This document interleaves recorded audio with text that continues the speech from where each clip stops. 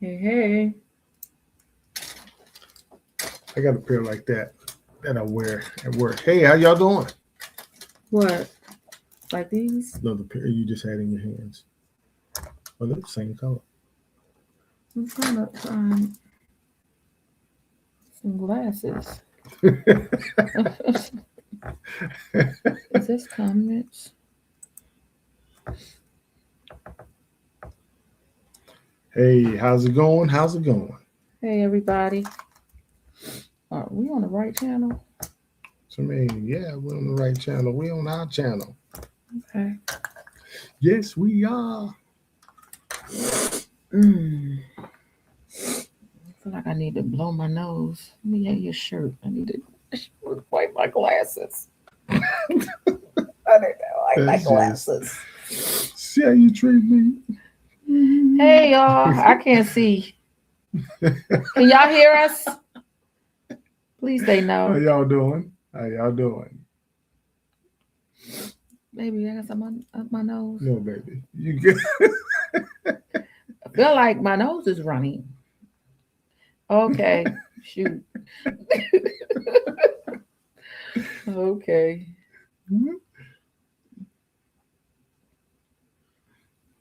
Let me pull it up here.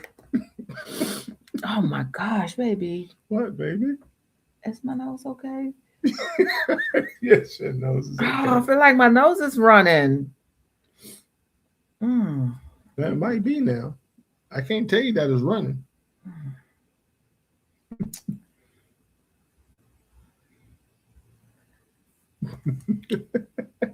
That's what she want me to do. She want me to catch it for her. He would do it if we wasn't on live. This is what we do. Hey y'all. We're a little late. We had to complete and finish up the video for Thursday. Let me log on. Happy Tuesday. It's gonna be a lot of people with the sniffles tomorrow. Yeah, because is it nice where y'all at? Hey. Amber, Jesh, Lori.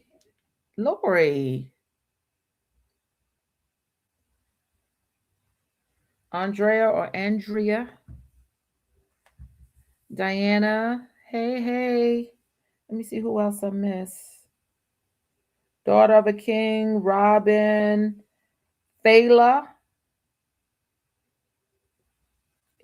Yeah, whoever's new, drop your city. All things Cherie, Natalie Woods, forever Tisham. Chicago, 51 degrees. That's warm for Chicago. That is warm. Hey, everybody. 45 in DC. Well, it was 70 in Charlotte. And I'm telling you, you and Charlotte, Kirsty Clark.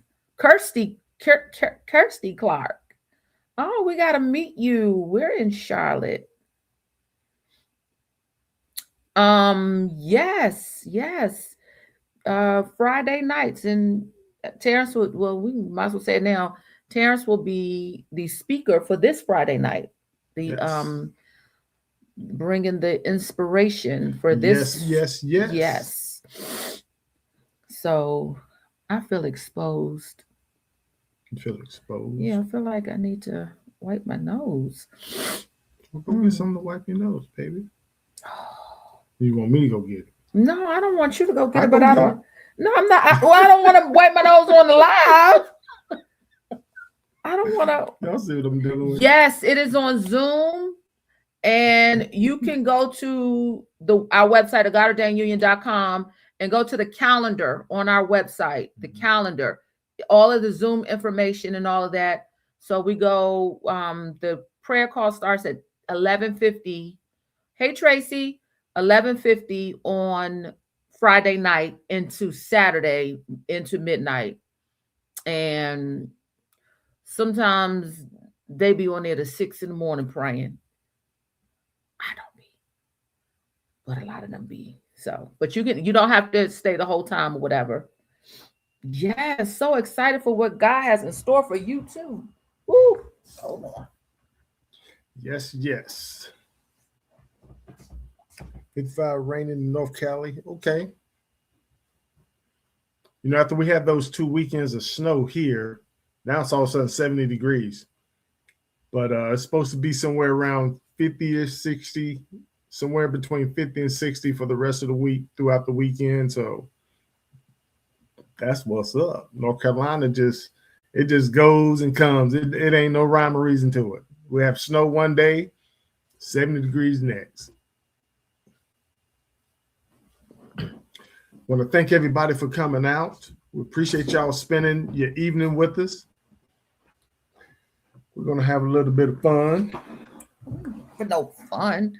We don't get on here and this is fun. It's fun.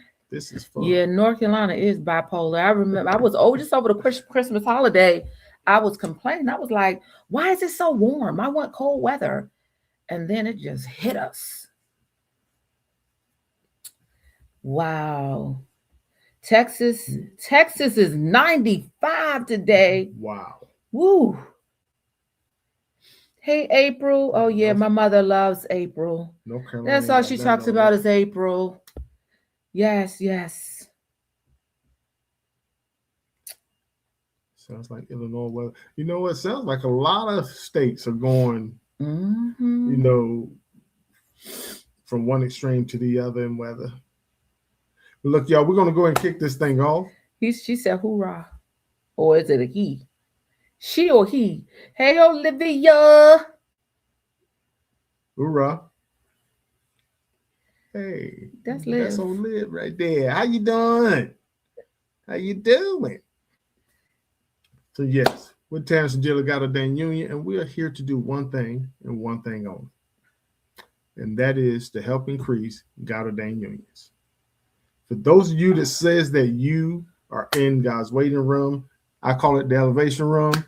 For your spouse, we're here to be your cheerleader. We're here to support you. We're here to uplift you. We're here to hold you strong in what you believe, because we believe it for you, because his word says that he who findeth a wife findeth a good thing, find favor with the Lord. And there's a many of men out there looking for their favor. All right. So ladies. All right. He's coming. She said Jamaica is cold. Wow. Wow. I've never been to Jamaica. So with that being said, y'all, we're going to do something today because we have a lot of, well, let me start here and say this. You know, we go live every Tuesday, as y'all know. We have pre-recorded videos that we put out on Thursdays and Sundays at 8 p.m. Eastern Standard Time. And like she said earlier, we have our war cry. I am the speaker this Friday. So please, please, please join us. Be a part of the group that's going to be on there, putting their petitions out in front of the Lord and supporting one another. And I want to say this. We really appreciate y'all. Yes. We really do. Y'all have been rocking with us for a long time. And we look so forward to these lives. We look so forward to being able to do even the live chats. You know, even though y'all can't see us, you see us, but it's been pre-recorded. But we love being on there with the live chats. And some of the comments in the chats be having us tripping sometimes. And even when somebody says something that might be in left field, we appreciate so much. Those of you, even though we don't ask for it, some of you jump to our defense and like chew somebody out, and we're sitting there like, okay. Thank you, Tracy. So we really appreciate you guys. Tracy, you just be hooking us up.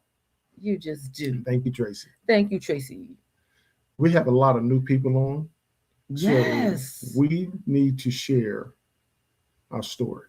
Yeah, because there's a lot of comments there saying, yeah, they ask a lot of questions at the end of these videos that those of you that's been rocking with us know the answers to, because y'all been with us for so long. So, but it is a time for us to share our story again. Yeah, Liv said because she don't play about us.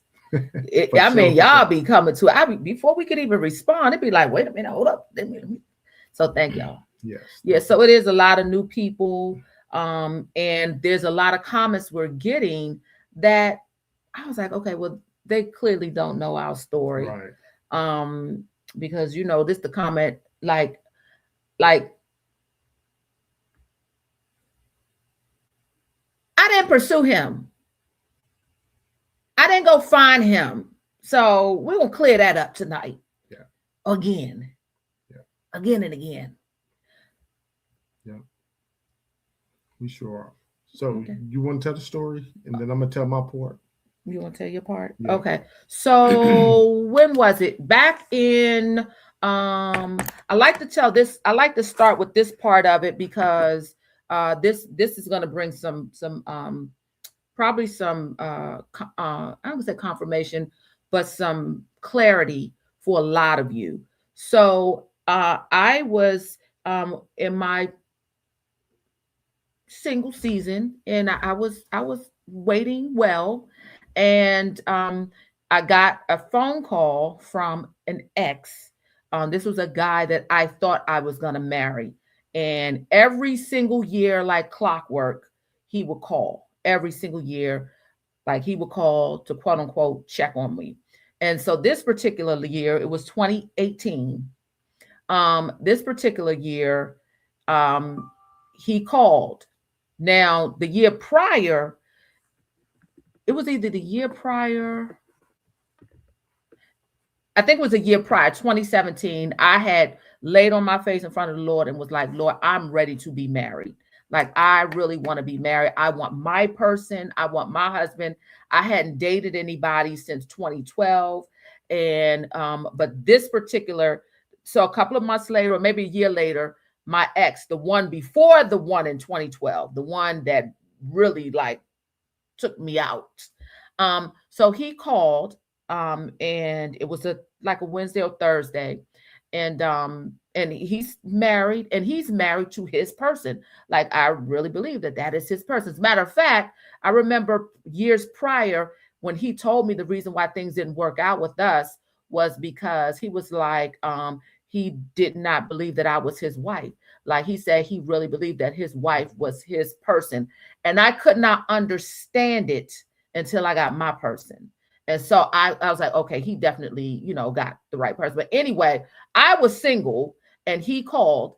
And but this time it was different. And he told me that, of course, he's still married or whatever. But he was having some like some, I really don't know what happened, but it must have been something with his job. And because he was very high up in his job, and it was like he was going to take a faith move to leave. It was something really he was distraught about.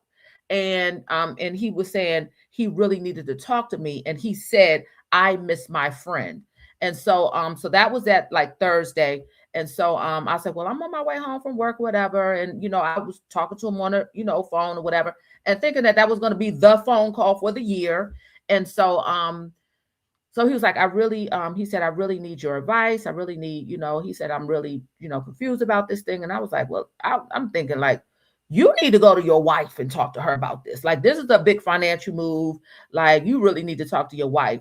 And so he laughed about it. And so, we ended the call, and, I thought everything was okay.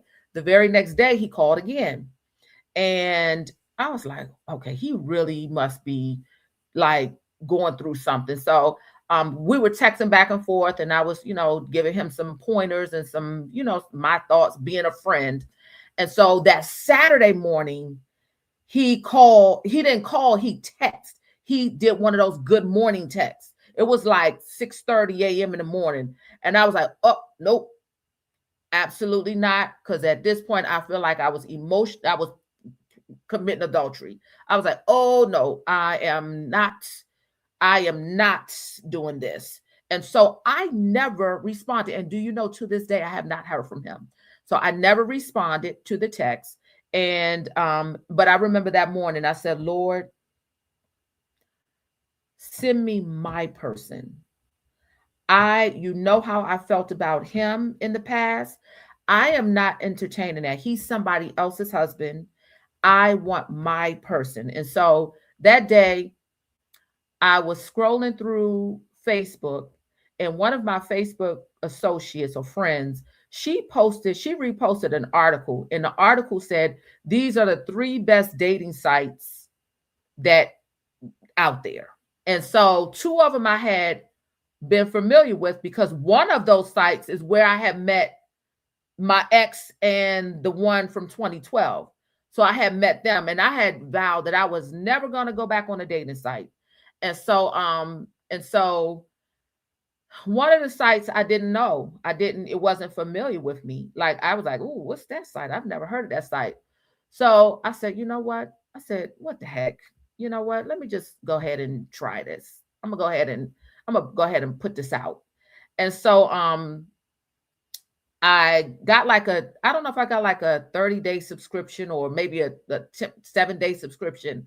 And so I put my profile up, and I pretty much copied what I had used in the past.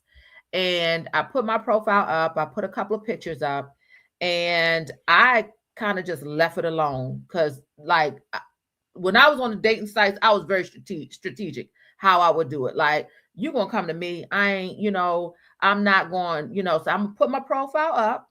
I'm gonna be here, but you're gonna come to me. So I got an alert. It was maybe a day or so later. I got an alert, and thank you, Crystal. I got an alert, and it said that I was a good match with this guy. And so I read the profile. And when I read the profile, it literally felt like I was reading my profile. I was like, oh my God, this is weird. I was like, it literally felt like something leapt in my spirit, because every time I would get like, guys would come at me on the site, I'd be like, nope, nope, nope, nope, nope, nope, you ain't the one, nope. But it matched me it was like a 97% match. And so I was reading his profile, I was reading through everything. I was like, oh my God, like, he has a really beautiful smile. Like, this is a very, like, this is, I was like, his profile is like, the words were just like beautiful. And so I said, I'm gonna wait to see if he's gonna reach out to me. So I waited a couple of days, and he didn't reach out. And I was like, okay, this is weird. And I was like, okay. So I looked, and I know. Oh, so I said, well, I'm gonna be bold. Never would do something like this. I said, I'm gonna be bold. So I sent one of the emojis. I think it was like I don't know, a heart or something. I sent an emoji, and he still didn't respond. And so a couple of days later, I realized that I went into the settings or whatever, and I realized he had never viewed me. And so I automatically thought, well, maybe he's, found his person, and he's letting his subscription run out, and, it's going to be what it's going to be. And okay.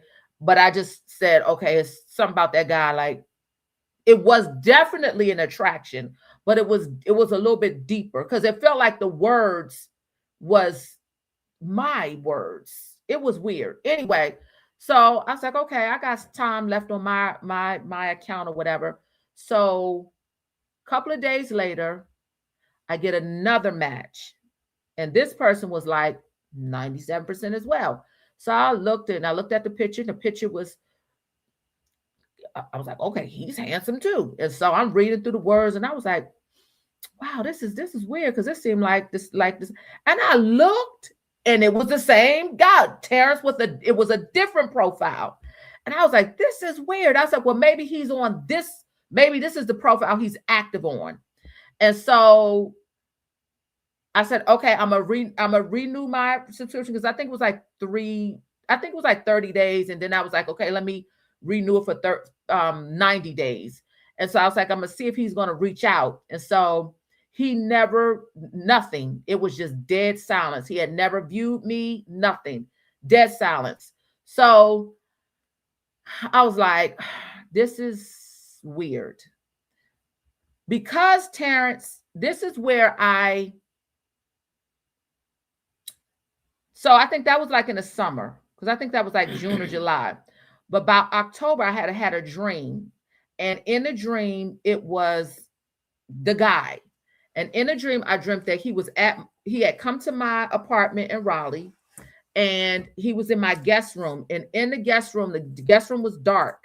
And he was in the guest room. This is in a dream. He was in the guest room, and the whole guest room was dark. And so I peeked into the guest room, and I saw that it was a safety pin that was open that was laying beside him. And I went and I closed the safety pin because I didn't want it to poke him. And I put the covers over him.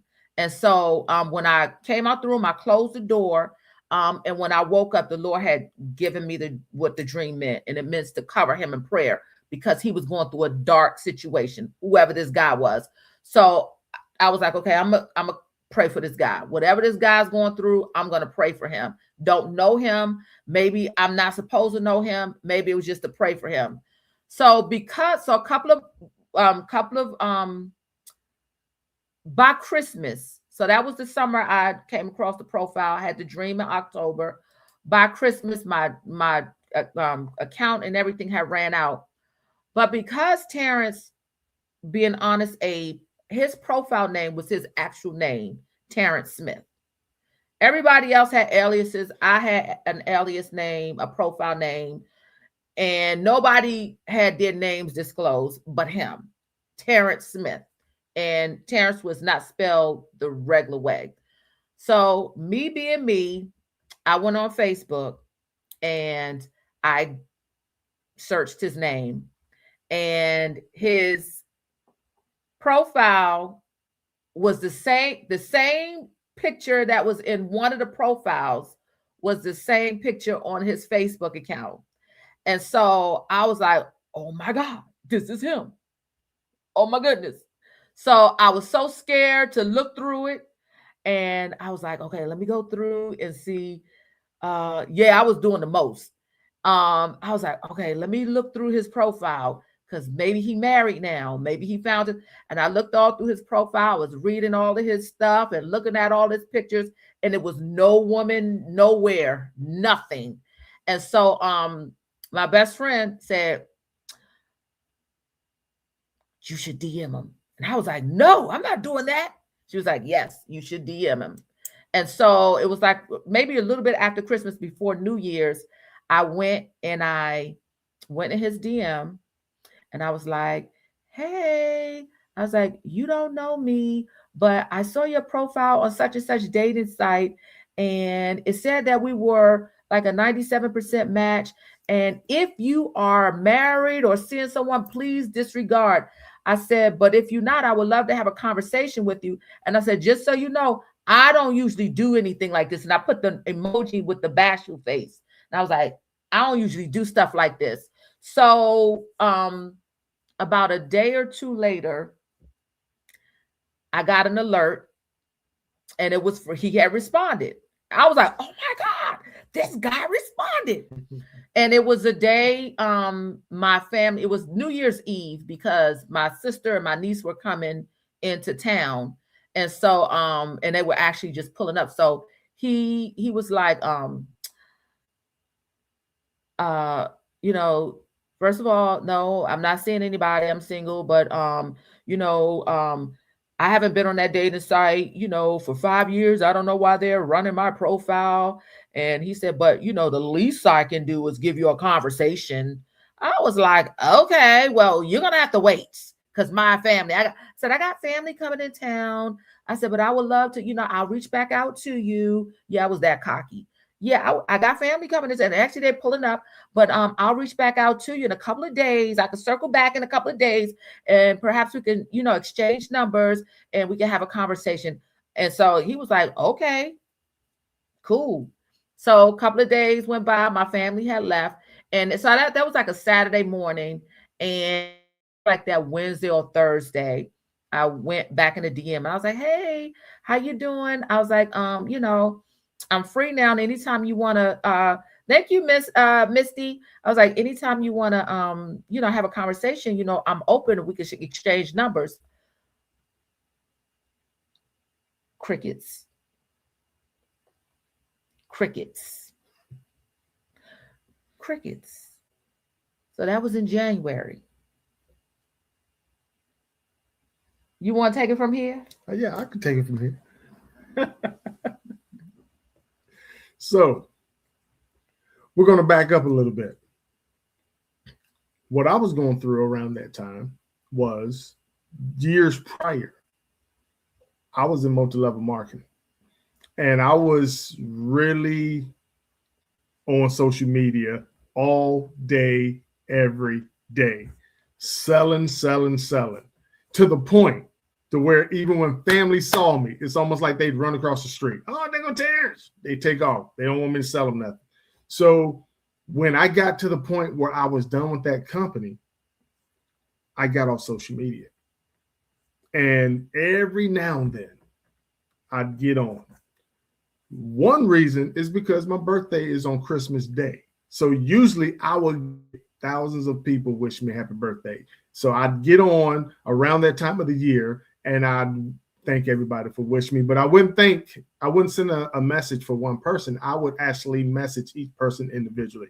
So the reason why I didn't get her comments to me and then the DM for a little while is because I wasn't on social media like that. I was doing my own thing. Okay. I wasn't thinking about social media. I was doing something else. So, and that's why on this channel, I tell a lot of y'all, when the person first meets you, don't expect him to put you as priority because he's doing something else at the time and you're not the priority. His life is what he was already doing when he met you. You have to earn that, and we haven't got there yet. Anyway, I reached out to her and she said that she has some family coming. And so when she said, yeah, we can, she'll reach back out in a couple of days when they're gone and we can get together, I was like, cool. But again, I wasn't on social media like that. So to be honest, I went on doing what I was doing.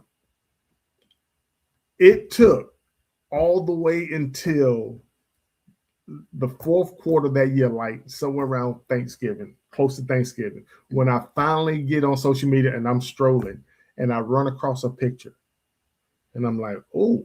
So I go in, look at her profile and everything. Then I go in and say, now I'm thinking, how did I meet her? So I go in and look and see that we actually had a conversation almost 11 months earlier where I told her we would get together and we didn't. I didn't. So. But it was a while before. Okay, let me go back. Okay. Because when I reached out to him on Facebook, let me tell you how God works. So when I DM'd him the first time, when he responded to me, Facebook automatically sent me a friend request from him. I didn't know that. I just thought he sent me a friend request. So in my mind, assuming, why wouldn't I assume? It came from him, I thought. In my mind, when he didn't respond to me, I'm thinking, well, okay, he is busy. He said he's single, but he probably busy. He probably working, grinding. It's okay. At least he said he want to be Facebook friends. And I'm gonna commit to keep praying for this guy because clearly something going on. And so I thought he sent me a friend request. It wasn't until like August where I was having a conversation with one of my girlfriends, and she was upset because somebody has, because there was a DM exchange with her and somebody, it's sent them a friend request. And I was like, wait a minute, hold up. She's like, oh yeah, Facebook does that all the time. And I was crushed. I was like, so this dude really didn't send me no friend request. But I thought he did. Had I known that it wasn't him, I would have deleted him. I would have said, no, I wasn't going to waste my time, on, this dude. But I was like willing to, okay, well, at least we could be Facebook friends. That's cool too. Like, he seemed like a real cool guy. Okay, like, hold up right there. Now, I want to point something out to y'all while we're at this point, because she thought that I sent her a friend request. When I saw her picture in my friends list, I didn't know how I got there. So now I'm looking for reasons to show me that either I sent her a friend request or she sent me one, but I didn't remember sending her one. So I'm looking. That's when I read and saw in my DM that she said, maybe we can get together in a couple of days, this months ago. And I was like, okay, cool. Now I realize I never hit her back. So I still didn't know how she got to my friends because I knew I didn't send her friend request. However, that's how God works.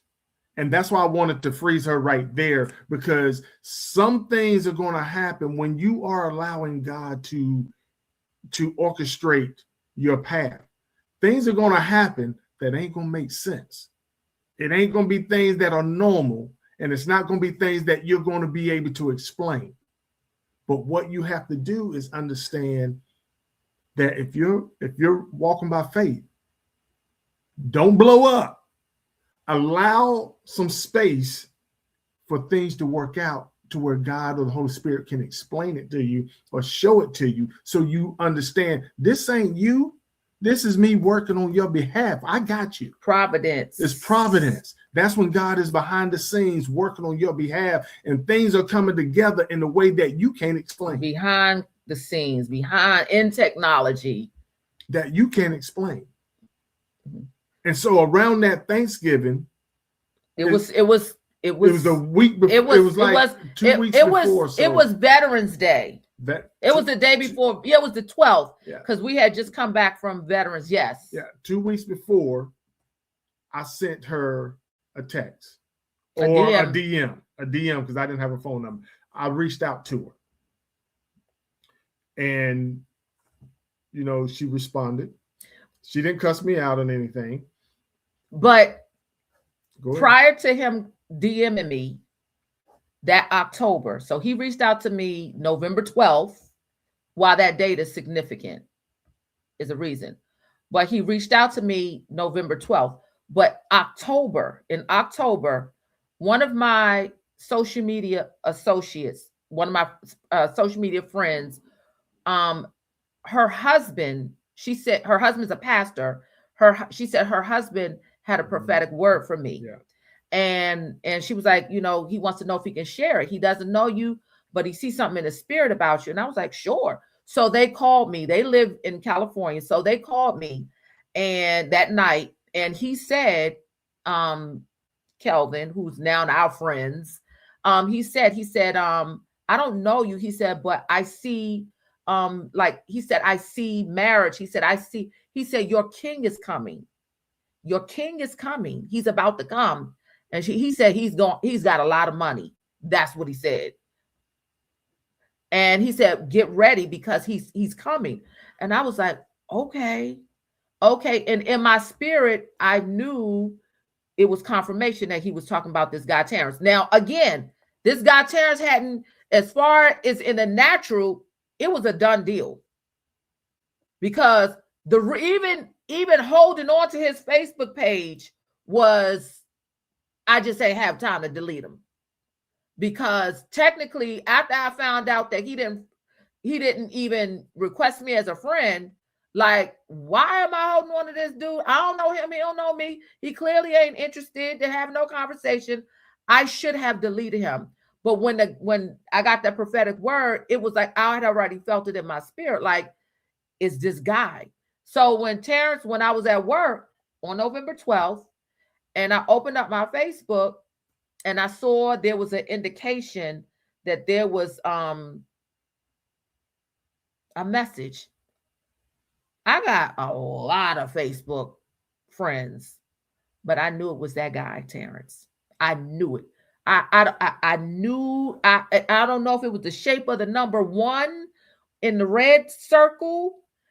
I said, that's that guy, Terrence. And I said, I was at work. I said, let me go to the bathroom. I went to the bathroom and I prayed.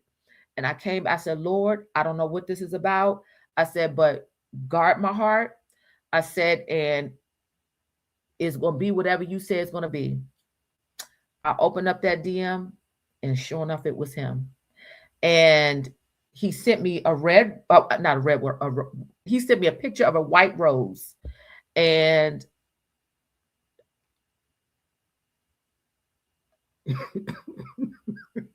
I said, "Hi, Facebook friend. You sure you sending this to the right person?" He was like, "I am."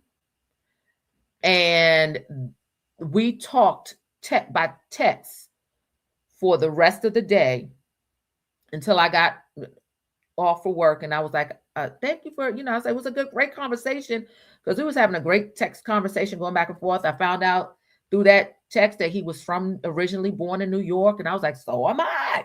And, we were going back and forth. And he was telling me that, I don't know why that, that dating site got my profile running. I haven't been on that thing for years. And I was like, well, you need to get your money back. You need to sue. And, we're having like light conversation through like text and DM. And so like we went back and forth, for the next couple of weeks. Thank you, Dia. Hey, Dia. We went back and forth. I know you done heard this story, Dia, about 25 times. We went back and forth, like not consistently, not every single day, but we, like every couple of days, we would DM each other, going back and forth. He would DM me, I would respond. And so in those DMs, I told him, I said, you know what, I'll say, I said, I didn't know, what was going on. I said, but I had committed to pray for you. Because I didn't, I told him I had a dream, and I said, whatever you're going through, just know that, and then that's when you told me about little Terrence had just moved away. So that was the dark thing that he was going through. You want to say what that was? Well, my son went to New Zealand. He moved from here to New Zealand. He moved with a woman that he met that was in college, and she was from New Zealand, and the college discontinued her curriculum. So she moved back home, and he went with her. And so, and so Terrence and his ex-wife were distraught about that their baby had left. And I knew he was going. The rest of the family didn't know. It was a shock to them, but he told me up front that he was going.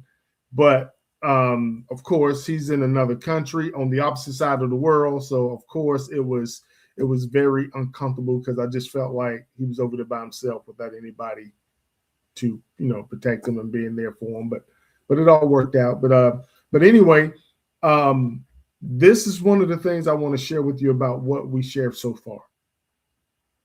No matter what your situation is right now, know that God has got it. You've already prayed. You've already put your petitions out there. Now you have to believe. You have to trust. Okay? Don't let anything get in your way, because the one thing we didn't do, we didn't run to our friends and family and tell them what we were doing.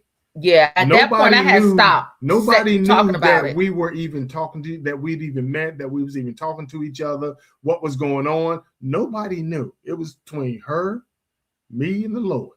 Yeah, by that time I had, because they would have thought I was crazy by this time. But so we were talking back and forth, and I had already told him through, that I was praying for him, that I had committed to pray for him. And we were just having casual conversation. And on Thanksgiving night, I was in Maryland with my family. He was, we hadn't seen each other. He was down here. I was living in Raleigh, but I had went home to Maryland to be with my family for Thanksgiving. And on Thanksgiving night, it was around 10 o'clock. I got a text from Terrence. And the text said that he really liked me. He was like, I really like you.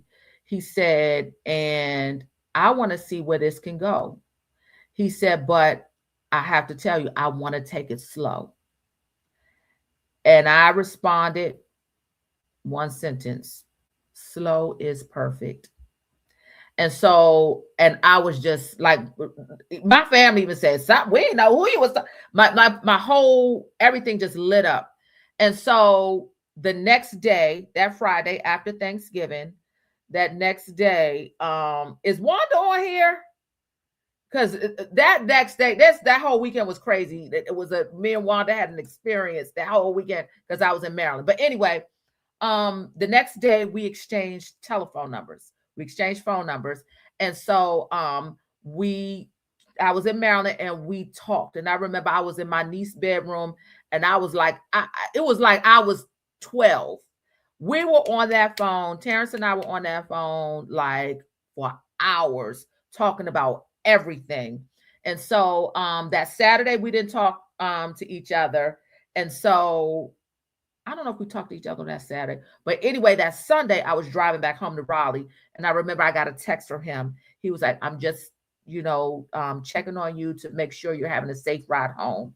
And after then, we were talk like every couple of days. It wasn't every day. We didn't talk every day because I remember he said he wanted to take it slow. I was like, slow is perfect. So we would talk every couple of days. And so we had loosely planned to see each other around Christmas, but that didn't happen. That didn't happen. And so, and it was cool because, I was cool with that. But so we were like, okay, so we were, planning to, I was planning my 50th birthday party, which was going to be in that February. So I was planning my 50th. And so my whole, everything was planning it was in Sag Harbor in New York. And my cousins, my first cousins, my sisters, of course, my mom, it was like a girls trip. All of my cousins, all of my first cousins. So we were going to Sag Harbor for my birthday. And so all of my focus was planning my birthday.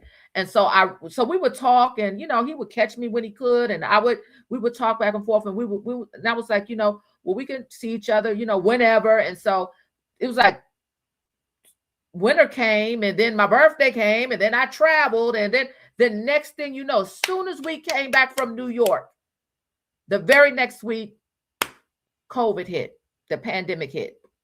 And so that pushed us back. So it was like, okay, when are we going to see each other? I don't know. It's going to be when it's going to be. And so finally that June, he was like, I'm coming to see you.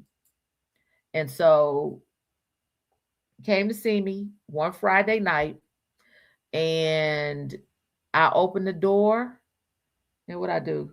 She jumped in my arms. I jumped in his arms. I sure did. I jumped in his arms, and I was giving it to him. I had a halter dress. And can't go nowhere because we was all locked down. I had on my halter dress, and it was summertime. It was June 12th. Everything was the 12th. November 12th, then June 12th. And so it was raining cats and dogs. It was raining crazy. And I was like, I would really feel bad if you would drive home tonight. Like, you could sleep in my guest room. I'm not going to hurt you. It is going, I said, but I can't allow you to go home in all of this rain and travel home down these dark, North Carolina roads. And so he was like, okay, so he went in my guest room, and he went to sleep. But even before then, we had talked. We had ordered a pizza, and I was like hungry, and I was like, "We're yours," because I'm about to eat this whole pizza right here. And that we was like really could be ourselves. He laughed, and we had a great time. We saw a movie. We watched a movie, and so he spent the night in my guest room, and the next morning, we went walking. We went to a park, and we went walking, and I'm thinking like, okay, he going home like as soon as we come back from the walk. And he didn't. He took a shower, he freshened up, and he didn't go home until Sunday. But I remember that Saturday night, we were in my living room watching a movie, and I fell asleep. And I had never done that, ever. I fell asleep on his shoulder. We was watching the movie, sitting on the sofa, and I just fell asleep. And I was like, oh my God, like I'm really comfortable around this guy. And so he went home that Sunday, and we didn't stop talk. We talked every single day after that. And then I remember one of my girlfriends, so, and every weekend he would come to see me. And I remember one of my girlfriends said, you don't have a problem that he's not inviting you to his house? And I was like, nope. Because if he wants to come and see me, he can come and see me. And so that was in June. And so in August, he brought his daughter to meet me. And so I fell in love with her. He took us out to dinner because at that time, because at that time, like little stores was like Buffalo Wild Wings had decided to open up. So he took us to dinner, and so to get something to eat. And then he was like, when are you gonna come to see me? And so I was like, okay, I'll come to see you. So that September, I traveled to Charlotte and I went to see him for the first time. I had a great time. We had a wonderful time. And he had took me to see all of his siblings. We went from house to house to house to house to house to house to house. And I remember the first house we went to was his oldest sister, Sharon. And so when Terrence left out the room, she looked at me, she said, you got you a good one. You got a good man. You got a good one. And so that was very special to me because she's since passed. Mm-hmm. But that was very special to me. And so I was like, okay. We ain't say we were girlfriend or boyfriend, none of that. He was just my friend. Like we was just, he was like, we were at that point, we were talking every day. And he was just like, because he was like, he want to keep it slow. I was like, okay, it's gonna be slow. So then he came to see me the next weekend. So that was in September. So then the next couple of weekends he came to see me. But on December 12th, he was like, you coming this weekend? I was like, yep, I'm coming this weekend. And I drove to Charlotte. And that morning, he was like, I want to take you to the mountains. He was like, I want to take you to one of my favorite places. So we went to the top of Morrow Mountain. And it was a beautiful view. It was so beautiful. And I was like, oh, this is nice. And then we left there and we went to lunch. By this time, I don't know. At that time, I was like really on wings real hard. And so he took me to this wing spot. The wings were the bomb. We had a great time. And then that night, he took me to this really quaint, this beautiful, like this mom and pop restaurant that was in his city, in his town. And it was real dark and cozy. And we got there and it was like so beautiful. And we was nestled in the corner and we was having all this great conversation. And so we went back to his house and I put on my flannel pajamas. I was like, yeah, let me put on my flannel pajamas. He was doing his thing, playing chess or whatever. And I turned on the TV and I was watching Run's house. And then he said out the blue, he was like, I really need to get you down here to stay permanently. And I looked at him, I was like, dude, the ball in your court. We going slow, remember? The ball in your court. He was like, oh, you think I'm playing? And he went and got these Christmas gifts that was in the corner that I didn't even see and pulled a box out with a ring in it and proposed. And I was like, what? Yep. And that was probably right at 5-6 months after we saw each other for the first time in person. And I called my mom and my mother. If y'all know my mom, she was like, I knew it. I was like, why didn't you tell me? Why didn't you tell me? But she was like, I knew it. And it was on December 12th. And so, yeah, but let me tell you, it was so funny. Let me tell you how it was so deep. Exactly to the day, 25 years earlier. 25 years earlier, I got a job offer in Charlotte, North Carolina. And I accepted the job and I made a faith move and I left DC and I took the job. And a couple of months into the job, our small office got robbed, and the person stole everything that could plug up. It was an internal hit. We figured out later, and so the headquarters was saying they had to close the Charlotte office down, and they had offered for us to. It's like a small office, like 10 of us. I was an office manager, so they had offered to give us a job in Atlanta, in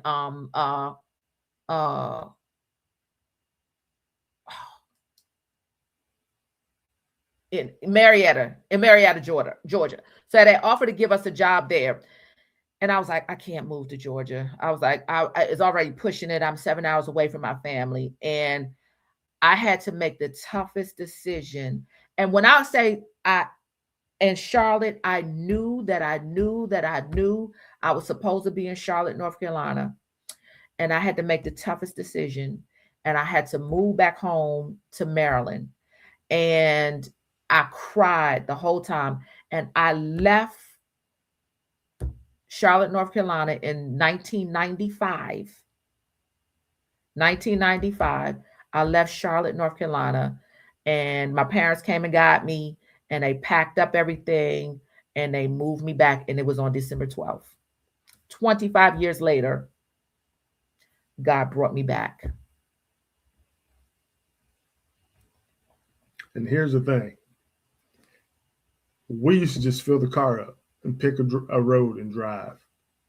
And when we came to Charlotte, we were just driving. And she ran into roads that she used to be on. I literally lived on the road. That was right down the road from where I used to live when I was in that area. Yep. And she was like, oh my God. And I mean, we were just reminiscing about what was going on back then. And yeah, it was crazy. Yep. It was the craziest thing. But it was so funny because like when I say I kept getting signs, like in that 11-month period before Terrence reached out, I kept getting signs back and forth. I kept getting signs.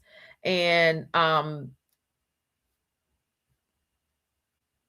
have a cousin who lives in Charlotte, but in those 11 months where I had reached out in DM, and then Terrence had responded in DM, that 11-month period, I came down to Charlotte because my cousin was having an event, and she invited me down here. And so I was coming down to her event, and I passed by a road, and it said Providence on it. And I was like, and I started bawling. I was crying. When I got to her event, she thought I was crazy. She thought I was crazy. I said, Deidre, I cannot explain this to you. I cannot explain this to you. I was crying. She thought I was crying crazy because I had just listened to the message from Tony Evans called Providence. And it was so deep. And he was saying, you know, how Providence is, you know, is what some people call serendipity or fate, but it's literally how God is orchestrating things behind the scenes, things that you don't even realize that's going on behind the scenes. So when I saw the sign that said Providence, I was like, oh yeah, he's speaking. The Lord is speaking to you. Could not, like, it was so hard to, because I had never heard, I'd never been through this with a Lord. Even the guy who I thought I was going to marry, I ain't never hear him say, that's your husband.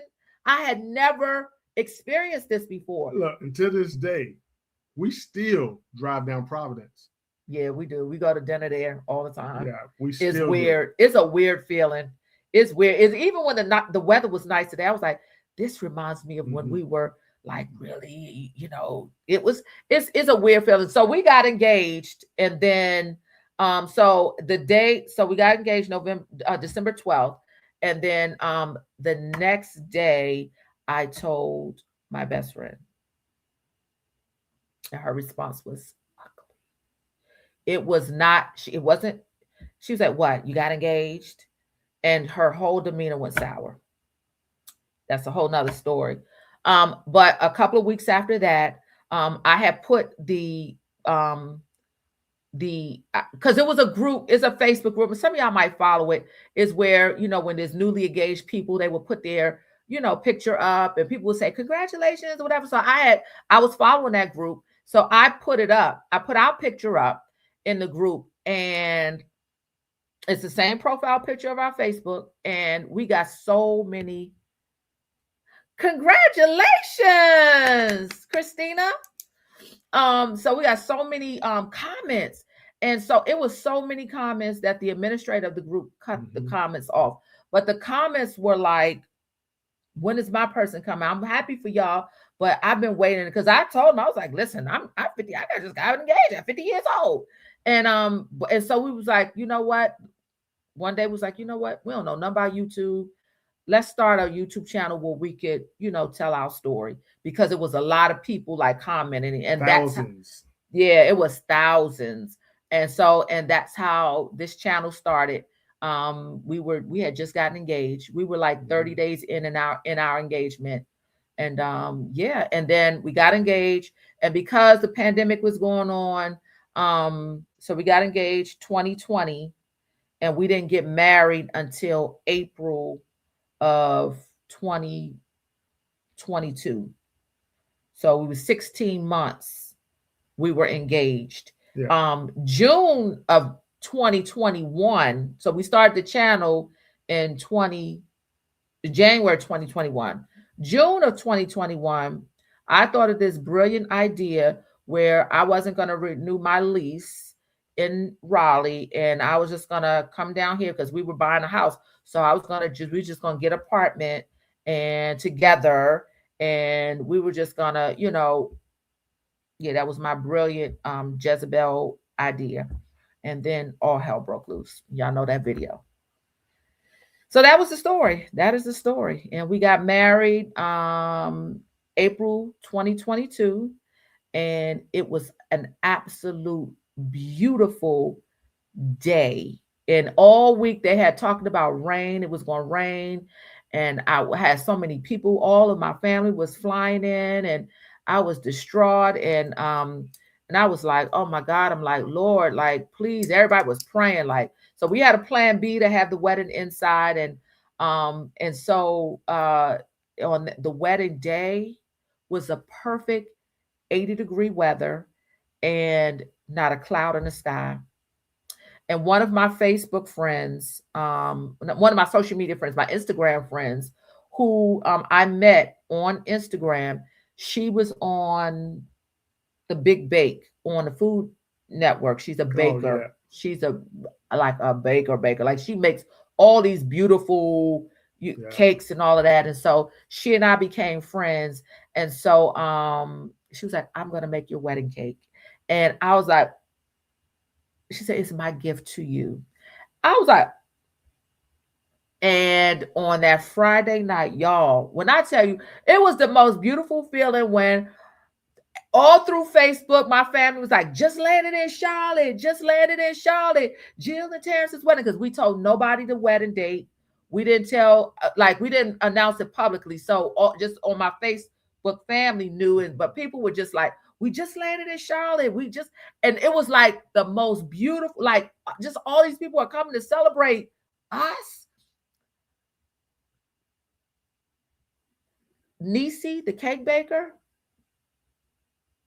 she put on one post, and that was it for me. She said, just put this cake on first class, headed to Charlotte from Chicago. I lost it. At that point, I lost it. Like, I mean, I was a boohoo mess.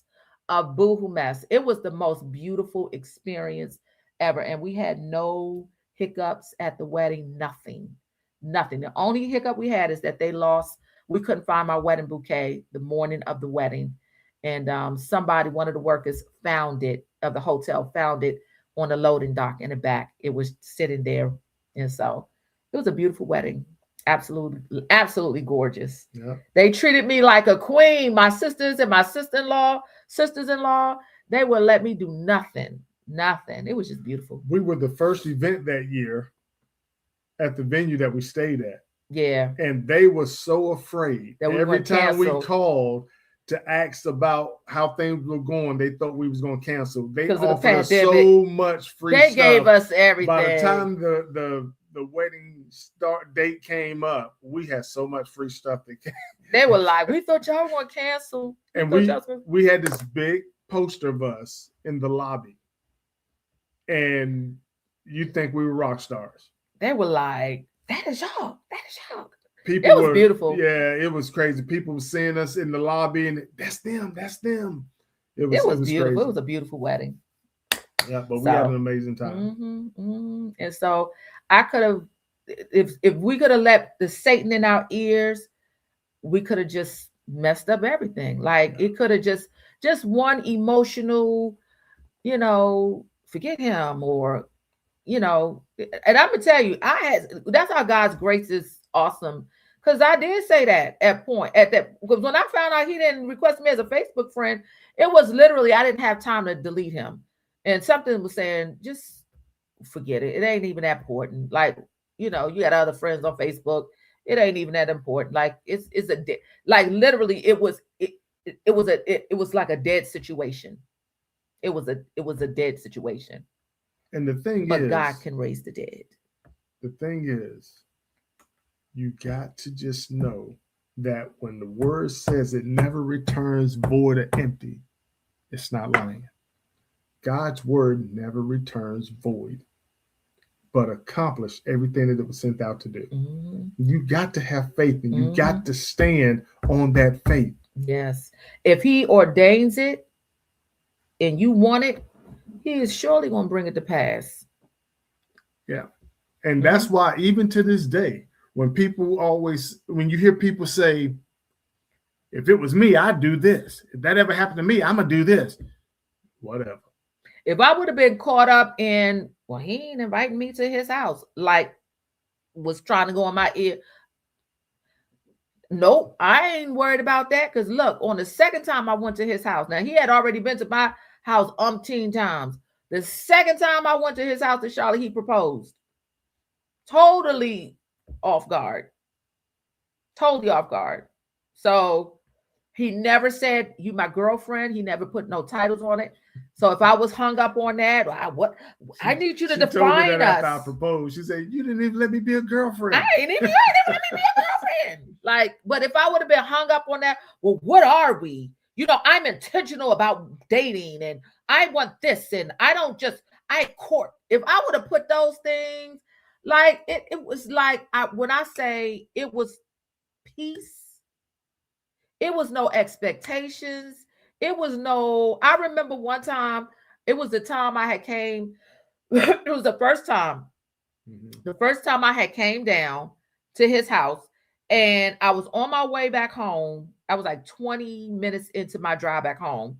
My car broke down. And Terrence was like, where you at? And I was like, I'm at this is my car and I got to go to work tomorrow. He was like, stay there. I was like, I can't go nowhere. He came, he gave me his car. Now, this is my friend. We taking it slow. He gave me his car. He took my car. He said, just go home. You got my car. He gave me his car and I went home. And let me tell you, this is how the enemy was just like, this is how warfare was starting to happen. So my parking tag was, it was still the pandemic. And we was still like somewhat working from home, like some days, but they had, start to make us come back to work, to the office. So I had accidentally left my parking pass I had left it in my car. So I called my boss and I was like, hey, my car broke down in Charlotte and don't got my parking pass and they'll tow my car. She was like, well, can you Uber here? No. And it was her tone. When I said I went to Charlotte because she was single. When I said I went to Charlotte, it was she knew I had went to see that guy and it was a weirdness in her tone. And so, I was like, okay. Yeah, the enemy is angry. The enemy is angry. And so, I went to work. I drove his car on faith, and I parked and never got towed. So little things were happening, and but you could not disrupt. I kept saying, this is my word. I choose love. I choose love. I choose love. I ain't fighting with nobody. I'm not arguing with nobody. I ain't got no beef with nobody. I choose love. I choose love. And whatever side of love you fall on, if you fall on love side, I love you too. But if you don't, bye-bye. That's how I was carrying things. And I was so glad to give my resignation. When I gave my resignation, see ya, because that was the other thing. When I moved to Charlotte, and she was like, you got to still drive here to Durham to work. Okay, I got something for you. See ya. So, yeah. God is good. God is good. God is good all the time. Yes. So you don't know how God working your love story. We tell you, when you put a response at one of the videos and we say, you got to have faith. You got to trust God. You just got to trust God. And here's the thing. It ain't going to make sense all the time. It ain't. It ain't don't supposed make to. Sense. It ain't supposed to. But as long as you putting your faith in him. And you align. Don't worry about if it makes sense. You align and you at peace. You ain't anxious about nothing. I was like, I'm going to be at peace whether this guy going to go slower. I'm doing my thing too. Like, and it became to the point where it was like, the pandemic really helped us because we couldn't do anything. We couldn't try to impress us if we wanted to. And that's when we came up with happy hour. Well, that's why we came up with happy hour, because we would call it happy hour. We were just going to go home and have fun and cook, because there was nothing we could do. It was like nothing was really open. So we said, we're going to have our own happy hour. Yeah, so we just put different types of food on there we like to eat. And that's how we started happy hour. Start having happy hour. Mm-hmm, just me and him. And then it just grew to different things. Then we, Yep. we'll go to restaurants when they started opening. We'd do it on the balcony. We'd do it in the living. I mean, yeah, wherever we were. We just movie night. Yep. Yeah. So that's our love story. And even to this day, we have happy hour. That's what I'm saying. Even to this day, they see the reels. Yeah. The shorts. Yeah, we have happy hour to this day. We go. So when I say I date my wife, I date my wife. Mm-hmm.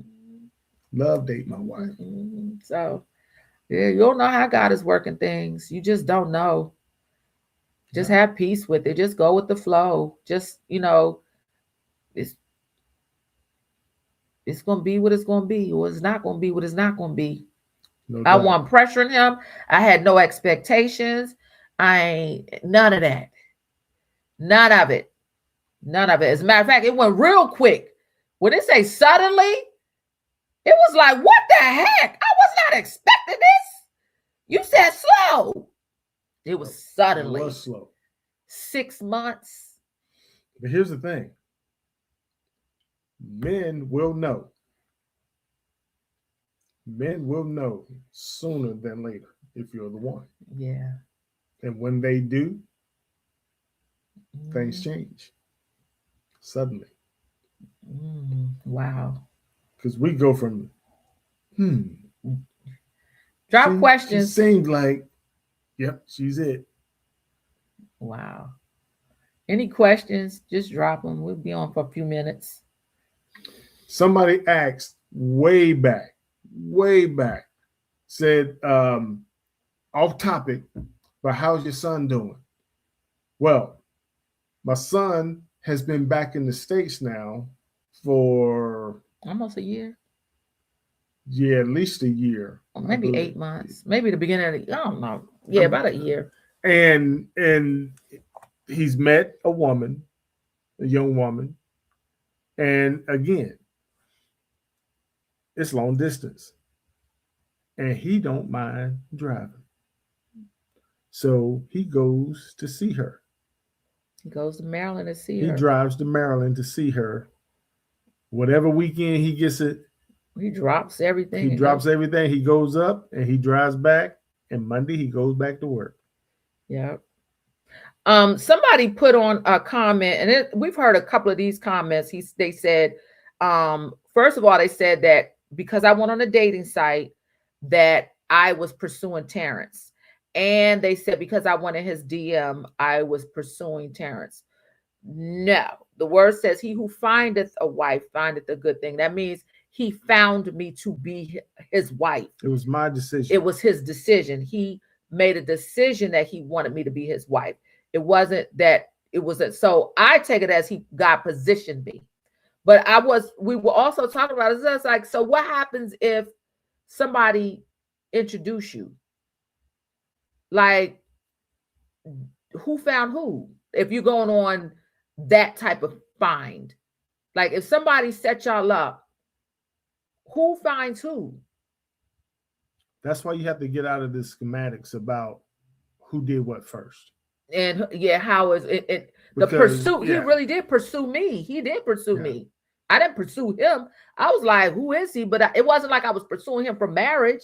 Like, I just was like, okay. But on the dating site, what's the difference between a dating site and having a singles ministry? Like, you can meet your husband or your wife. God can cause y'all to meet anywhere.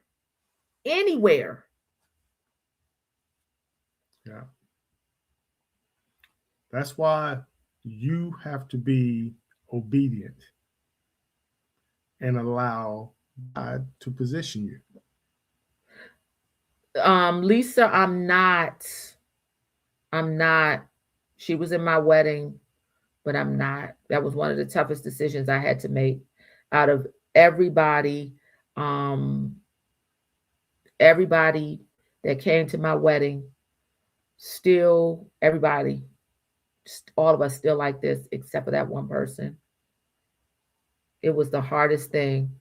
And if it would have been, if we would, because I can't even, it was like there was no reason for the animosity other than the fact that we did a video on it. I believe she felt like she lost her best friend, which was weird because she's married as well. And so she felt like she lost her best friend. And I understand that. And any other time, if I was single, I probably would have, invested time to figure it out. But I was not going to rob from me and my husband, especially not in the first beginning of our marriage, to invest in someone else's feelings. I just wasn't going to do it. I had did that for so many years with that person. And it was the end of it for me. And so, yeah. Yeah, I want to answer two people right quick. Tracy, that was a great comment. Look, you got to stop looking for something negative because you're going to find it. It's about what you believe. If you believe in your heart that God has marriage for you, if you truly tell God that you want marriage and you released it to him, you're getting out of his way. Stop trying to help God. God don't need your help. Okay? He doesn't need your help to make things happen. Let God be God and have faith. Be obedient and see what happens. That's one. Okay? And then to Amber, she asked about did God show me Jill in a dream?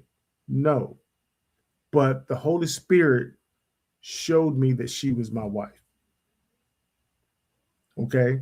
That time took from the time I first saw her to the time I proposed to her, about 6 months.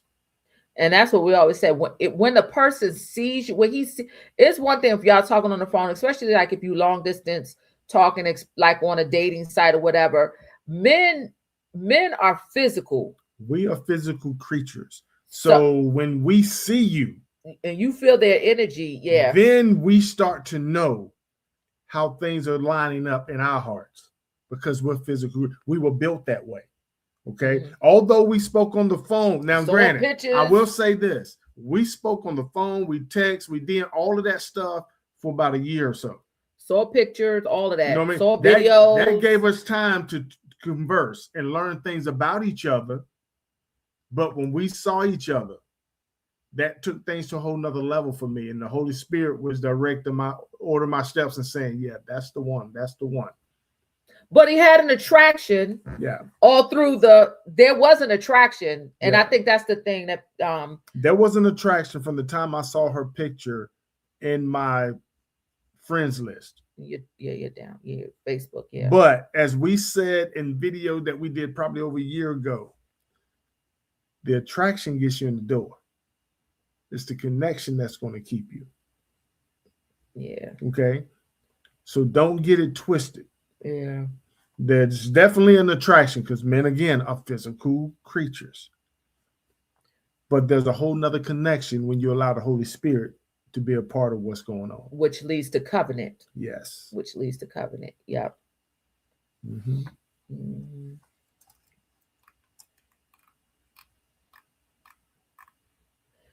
She said, did you start covering her in prayer as you were on the phone? It's a good question because somebody had asked that before. Not today, but over the years they were saying, is it good for when you first when you first meet somebody, do you think you should pray together? We pray together because we were going through the pandemic. We was praying up something. And we was not only praying for us. We didn't know what was happening in the world. Yeah, we was praying for the country. We was praying for people that was losing family members. We was praying for left and right. We were losing. I was losing family members left and right. We was praying for so much and so many people. Yeah. And then my sister-in-law was sick at that time. So yeah, we were praying we came together to pray. And that's why even now, when she talks about prayers that you can pray for your future spouse, although you don't know who that is, look, don't underestimate the power of prayer. Because you don't have to pray for an individual specifically to be your spouse, but you can still pray for the person that God has for you, that he brings that person through whatever it is they're going through to meet you, to be introduced to you. Yeah. So Ever said, how long did you pray? So I had committed to pray even after Terrence did not respond back to me in Facebook that December. I had committed to pray for him. I was like, Lord, I'm gonna still keep my commitment. But not only did I pray, I mean, when I say I prayed, I was praying. You know how we go on Friday nights? That's how I was. I was praying hard, earnestly, I should say, earnestly. And I fasted faithfully every single Friday. I fasted because stuff was happening to me spiritually, and that's another reason why I knew something like he was the one, because it was pushing me closer to the Lord. And so I was experiencing something on a spiritual level it was on a whole nother level. And so I was praying, I was fasting because I was like, I need to hear from the Lord. Like, what is going on? Like, something is happening. Like, something is going on. Something is happening. And so I was fasting faithfully, and I was praying, and I kept the word in my ear, like from Tony Evans to I was just like, it was just in my, like, I was constantly with my ear to the pavement. Like I was all in. And at that time, in those 11 months is when I stopped like talking to people, like telling people what was going on. So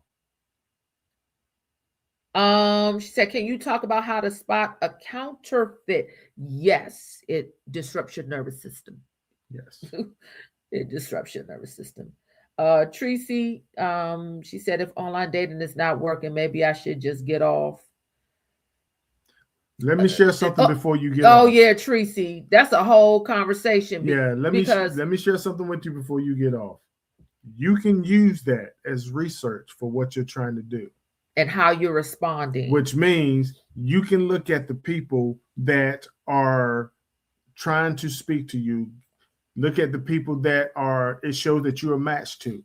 Look at what they got in common. Where they from? What part of the country? What type of lifestyle they're living, what type of industry they're working in. You can learn all of these things about who you're attracting by just because you're already on there.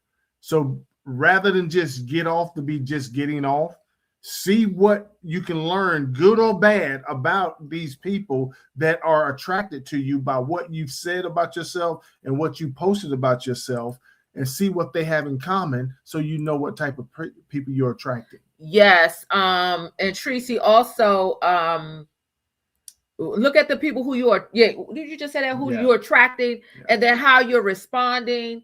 And if they only coming up to you once and not speaking again, see what's going on there, because it might be something with your communication that is off. Congratulations, Kenneth. He said, Kenneth said, he said he's up to date. He's going for the ring for proposal. He said he's watched us for a long time, and he was thinking, when will it be his turn? And he said, and was one day without looking, God brought him his soulmate. Congratulations.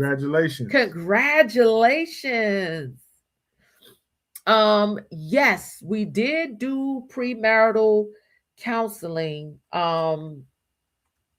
We did. Let me take Kenneth's comment off. We did premarital counseling with Terrence's pastor, who married us. Terrence's pastor married us, and we did premarital counseling with Terrence's pastor. And he said we ain't need it. But yeah, but it was a good counseling session.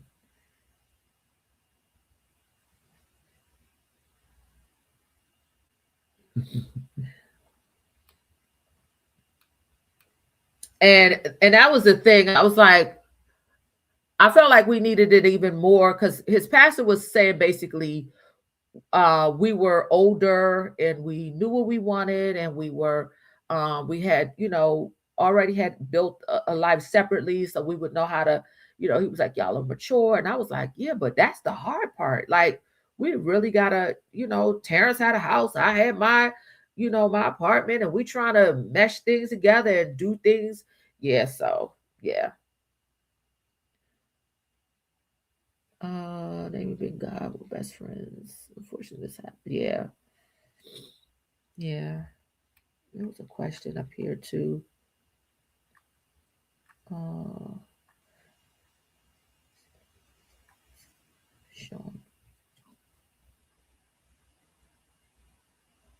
Yeah.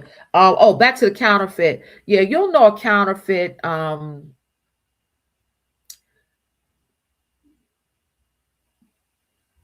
It just won't feel right in your spirit. Yeah, I was just going to say that the one thing that I'll tell you that I think is the easiest way to tell, if it's of God, it's going to draw you near to him. If it's not of God, it's going to push you away. It's going to repel you. Yeah. The thing about the counterfeit, though, is that he or she has your preferences. So it comes very disguised. And it's very hard if you're not looking with your spiritual eyes and listening with your spiritual ears. But you will feel confused. You'll feel anxiety. You'll feel anxious, anxiety. You'll get mixed signals. And the worst thing you could do is sleep with a counterfeit. That's the worst thing, because then your emotions get involved.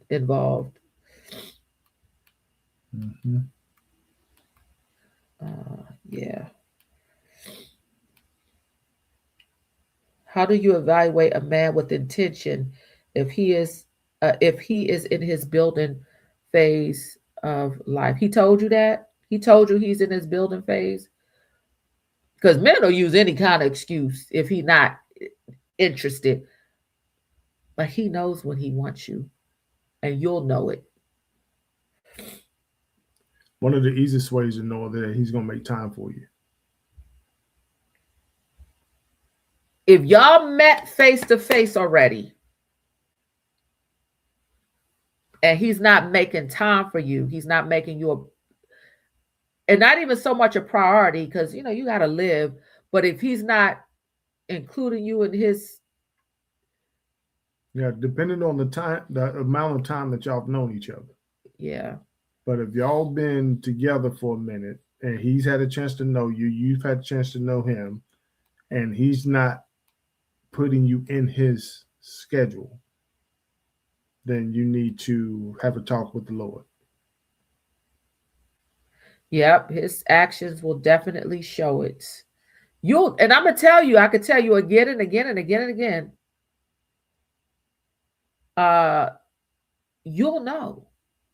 You will know, because it will be effortless. Love. It will be effortless. My son isn't driving from here to Maryland every weekend because he don't care about that young lady. Yeah. I'm just saying. Hey, Leanne. Yeah, you'll definitely know.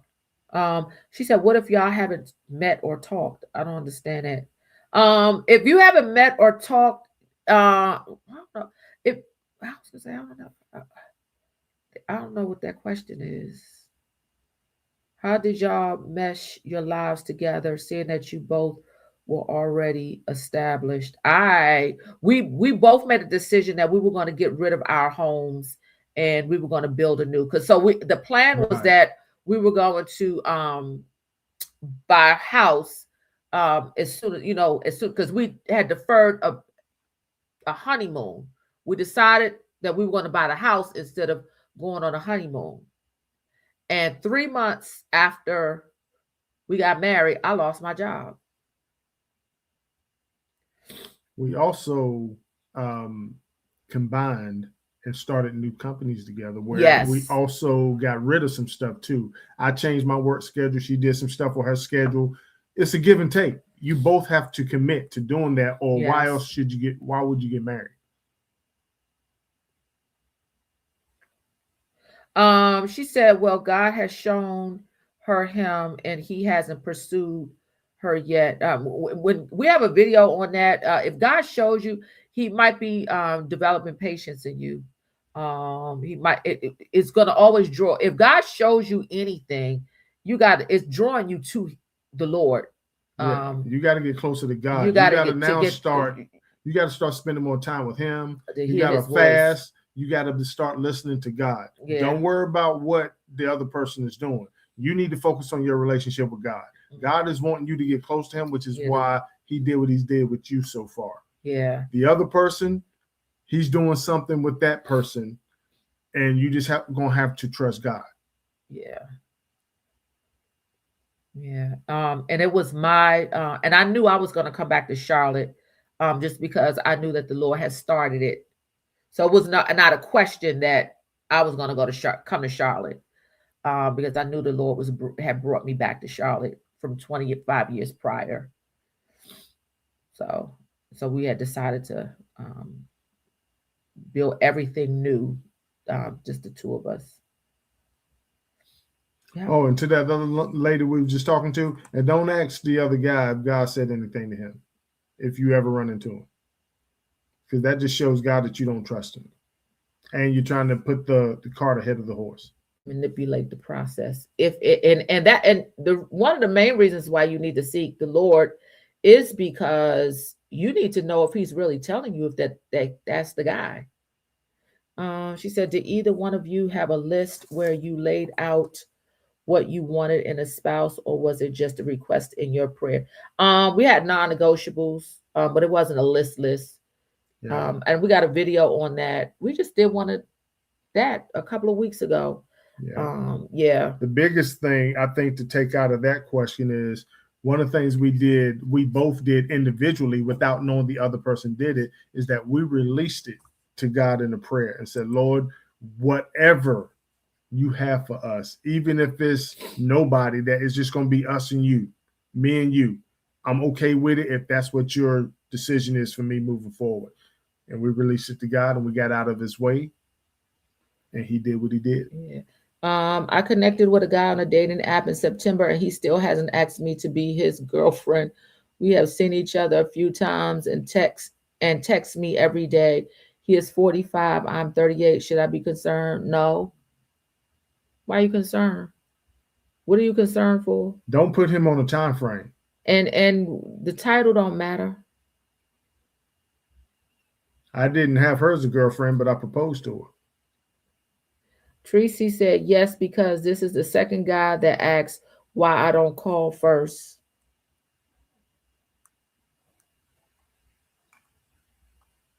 Are you not calling because Somebody told you not to call? or because I always that I've put out here many times, I did not reach out to Terrence, and not because it was a game or I was, but I had felt like what was a couple of things, but I had felt like when I DM'd him, I felt like I had overstepped my boundaries, that I had did something wrong. So I was like, okay, calm yourself down, fall back. And so, and when he said he wanted to take it slow, I was like, okay, I'm not going to, but at the same time, I was also doing my thing. I was busy. So calling, call first or not, or, if he's calling regularly, then I mean, I wouldn't say not call him or not text or, I think when it becomes a game, that's when it becomes messy. When you're trying to control the narrative, Or avoid the reality, then you're getting in the way. Yeah. Let the Lord be the Lord. Mm-hmm. Anything you have a concern with, give it to him in prayer, and then trust that he's got you. Yeah. Mm-hmm. And here's the thing, and this is a hard thing. Like she was just talking about the counterfeit. If that person is someone that you are so attracted to, and they just happen to be the counterfeit, if God tells you that that's not the one, are you going to listen? Or are you going to say, well, I'm so attracted to him that I can't let him go, and then interfere with what God really has for you? You have to trust God unconditionally.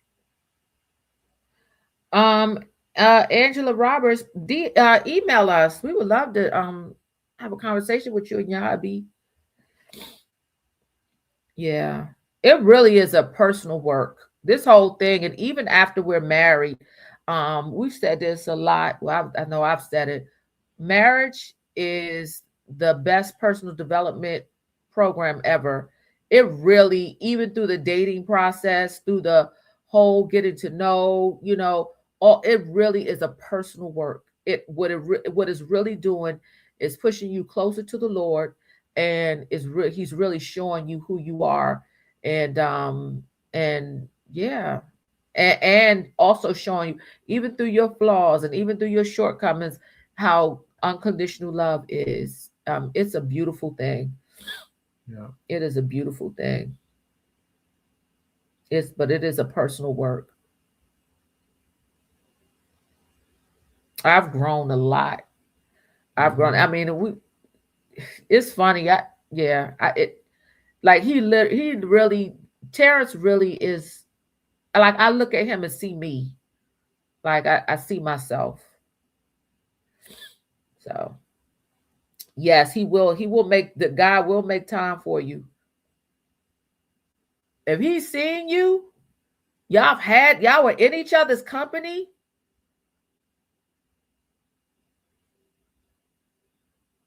Because the guy feels like, well, I'm gonna let you say it, but a guy feels like, I'm not letting her get away.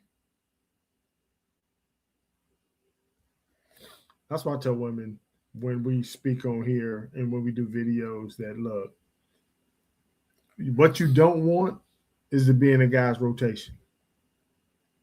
You want a guy that see you and see himself not living without you. He don't want He don't want to know what it feels like to go without you.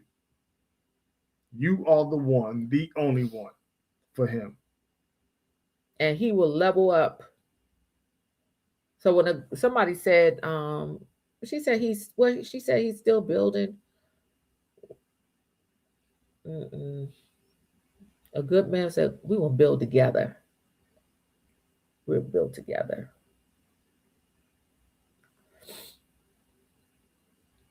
I know. The sad part about I have allergies as well.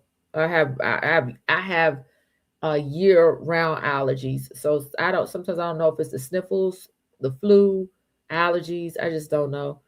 But I usually take something every day. I'm gonna make something for it when we get off here. Every night he makes me some type of tea or something. You can believe that. It's so I can make sure the guy actually likes me. Tracy, this is a private group conversation. Okay. Because you put it out here publicly. Let's just dissect this real quick. You want me to go first? I want you to read it says, so Tracy was talking about calling first, or he wants her to call her, whatever. Mm-hmm.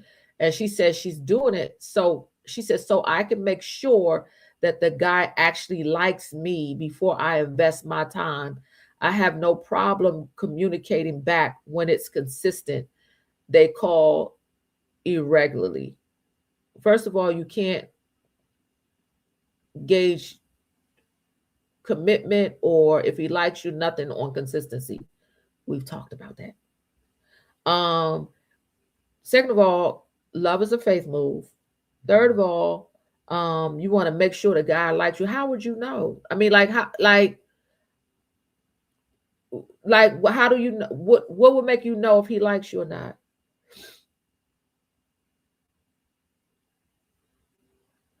And then if he likes you, then you're going to communicate back. You can't go tit for tat. And how do he get to like you if you don't communicate? You just got to trust God in the process. And don't make it about a guy.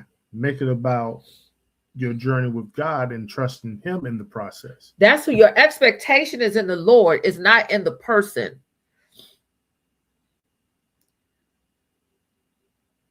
Yeah, Tracy, we're going to have to talk.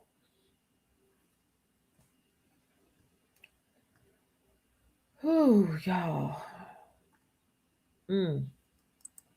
All right. That's for those who are new. That's yes. A rundown of the love story, and that's the quick version. Yeah, we've been married. It will be 4 years in April. Yeah, 4 years. 4 years in, and my sister, who was my maid of honor, the night of the wedding, when me and Terrence went up to our honeymoon, we left all our guests and said bye-bye. And they stayed down there, and because we had the whole hotel. Yeah. And my sister got to know my groomsmen, Terrence's groomsmen, and they use our anniversary as their anniversary. So they've been dating since going on 4 years. And yeah. So you just never know. You just never know where God is going to introduce you to. And you can't go on nobody's timeline. You can't, you can't go on nobody's timeline. Don't rob yourself of the courtship, because it's nothing like the courtship. It is a beautiful. I'm gonna tell you why it's beautiful. It's because there's no expectations. There's no pressure. You don't have to, think about grown people stuff like bills and stuff, and when we're going to pay the car note, or none of that. You can just be your giddy self and have fun and just enjoy. That's like the only time you really, can dismiss. Like, don't rob yourself of the courting season. Learn everything you can learn about the person, yes. But also about yourself. Yes. So, all right, that's it for us. That is it for us. The private group meets next Tuesday, the 17th. So Tracy will definitely pick that conversation up in the private group. And next Tuesday, the 17th, the private group meets. With that being said, Yes. we thank you guys for hanging out with us, and we look forward to seeing y'all in our next video. Yes. Peace. Peace.